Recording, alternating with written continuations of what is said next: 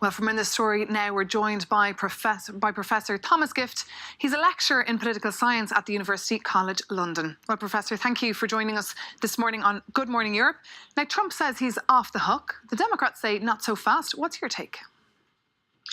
Well, I think it's certainly the case that Mr. Trump has to view this as a vindication. He's said that this is a total and complete exoneration. I think that's true to an extent. I mean, it's certainly the case that Mr. Mueller did not find evidence of a conspiracy or collusion. At the same time, it's much more indecisive when it comes to actual issues of obstruction of justice. His Attorney General, Bill Barr, did say that there wasn't enough evidence to pursue that. But this is something that Democrats are going to have to take forward when they think about what the investigations are going to look like in the future. Well, going forward, what exactly do you think will happen next? Is that it now for the investigation into Russian interference? Well, I think this is certainly not the end of it. Democrats have really banked on this for quite some time, and I think they're going to really ask that the entire Mueller report be released. Of course, there are certain rules governing that with respect to grand jury information and classified information, but they're going to really push Bill Barr to disclose as much of this Mueller report as possible, and then based on what they see there, I think they're going to make the decision about whether they should pursue various forms of investigation, and if so, what. And the big question I suppose we're asking is, what effect will this have on the 2020 election? Well, I think it ultimately depends on what Democrats decide to do here. I think the real risk is that they are perceived as overreaching. I think that there is, to an extent, some fatigue among voters with respect to Russia.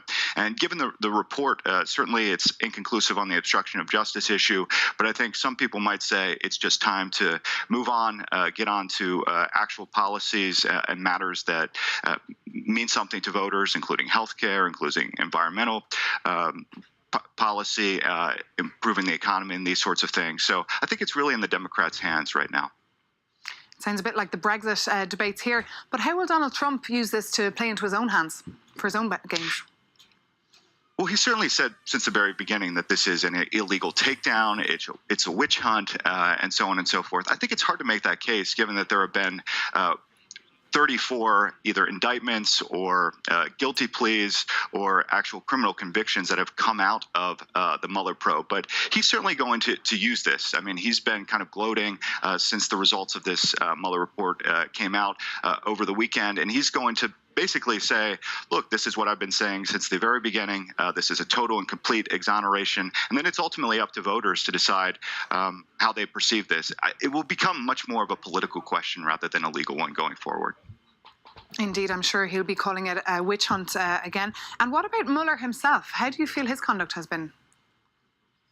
Well, I think the entire time Mueller has been sort of perceived as above reproach. I mean, certainly Mr. Trump has not made that case, and he said that this is an illegal investigation. This should never have happened, and has tried various ways to impugn his credibility. But I think Mr. Mueller has a lot of respect on both sides of the political aisle, and so I think they will take the report for what it is, something that's in good faith, and that was a very extensive and exhaustive attempt to figure out what exactly happened with respect to Russian meddling in the 2016 election. Indeed, Professor Thomas Gift, thank you very much for your analysis this morning.